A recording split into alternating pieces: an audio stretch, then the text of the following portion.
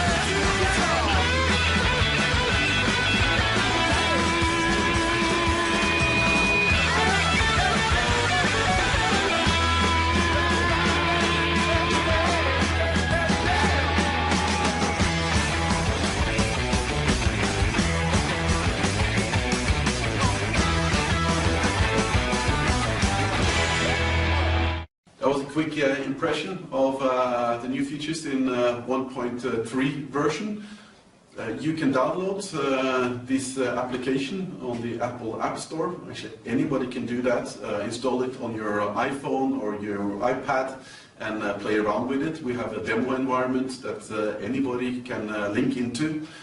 If you're a Business One customer, you can change the link from your mobile device to your own business data in your office and see your own data on the mobile device. And you can do that, one of the changes we made, you can do that now not only for the professional licensed users, but also the limited licensed users.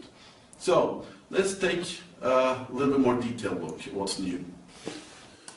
One of the first things you will notice is a new icon, a new interface. So Business One is now aligned with the corporate standard for interfacing for mobile solution from SAP, using this yellow and gray colors a lot. And as you can see, the menu bar now is much longer in version 1.3, so we'll talk about each of these in more detail. So first we're going to look at the home screen. So now we're going to look into a specific activity where Tom Mobile is the contact person and a monthly review is the title. So now I'm going to tap this icon here, and we're going to now actually synchronize between Business One and the agenda of the iPad in this case. So we open the agenda and we can see here is this monthly review meeting with Tom Mobile, and in this way the activities have been, let's say, coming from Business One via your iPad into your agenda. So we go back to Business One, and what you notice right away,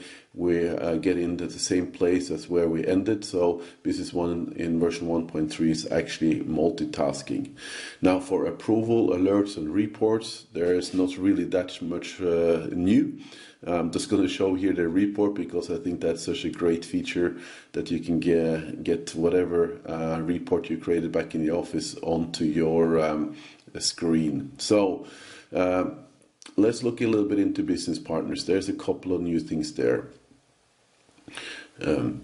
So the first thing is that right away you can see the value of any UDFs created. You don't have to now tap to see the value and the names of those UDFs. And here is a transaction a tab where you can actually zoom into all different type of transactions. We're going to talk more about that later on.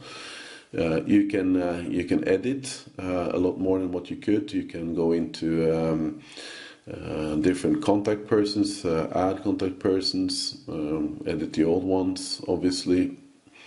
And you can then obviously do that while you're out there at the customers talking with them. For example, here as well, if the customer tells you, hey, you keep sending your letters to the wrong address, you can directly here update the address while you're sitting there with your customer, and the system back in the office will obviously also be updated. So a couple of more things here.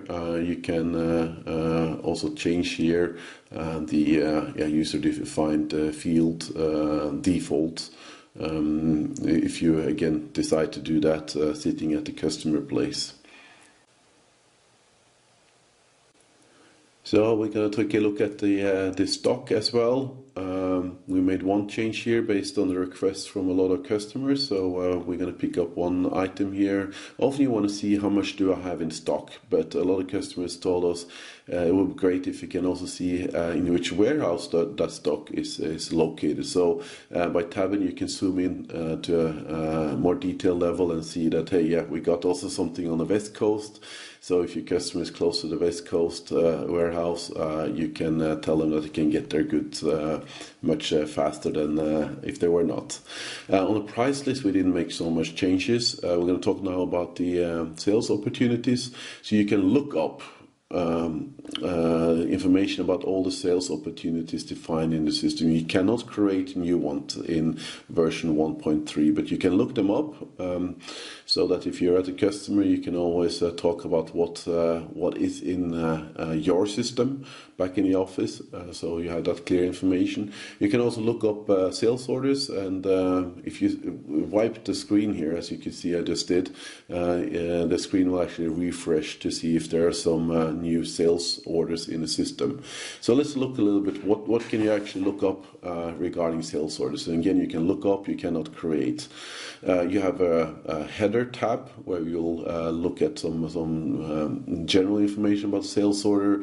Then there's a contents tab where you can look at the items and the quantities and even the prices associated.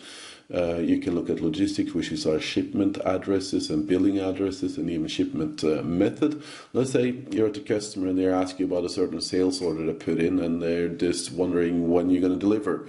So you can look that up here. You can look up the delivery date, and if it was yesterday, you might tell them, hey, you're going to get that very soon. And you can even look up the payment terms for that specific sales order.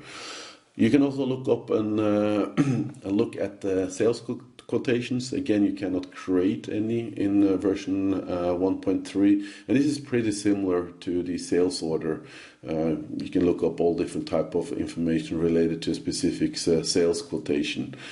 Hey, you might say, God, this is still open, let's email the contact person for your sales quotation at the customer. So right away you can generate the mail to that person as a link to that sales quotation in your system.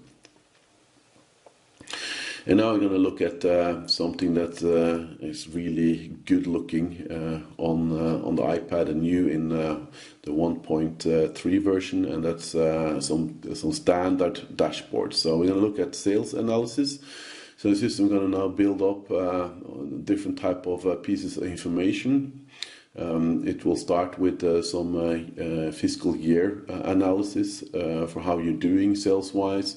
It will talk about the opportunity win rate, the top customers, the top items, and then an overview of opportunity statuses. So you can actually then double tap on any of these windows, and as you can see here, you can zoom in. You can tap on one of these bars and get to see the data behind that bar. And in this way you can kind of drill down a little bit here to see a little bit more data. It's basic dashboards.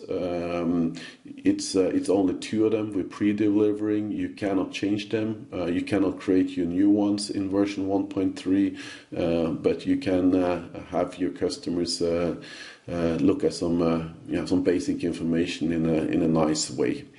So here's the last one. If I can manage to type that correctly, yeah, there it comes. This is one interesting one, visual. If you tap a certain area, the circle will rotate and show that area lined up at the end of the circle. So here we have the second one's cash flow. So first the system will show some ingoing and outgoing activities expected, forecasted over the next days and weeks. So you can see whether you're going to be okay on cash. You're going to show you some of the transactions that are influencing, and it will also show you information split a little bit on business partner amount. So again, these are some basic dashboards. You cannot change them yourself. You cannot create new ones to yourself. Now the last features we're going to look at is actually outside of Business One, but in the settings. So we're going to go to the settings for Business One, and based on feedback from a lot of customers, they said, can I influence which database Business One will connect to? So yes, here you can. You can enter the name of the database, and the system will go and get data from that one. We have also entered a second data demo server in China. So if you want to see Chinese letters on your screen, you can link to that one instead of the English one in Germany. So thank you very much for having watched this video. Try it out yourself. It's really cool.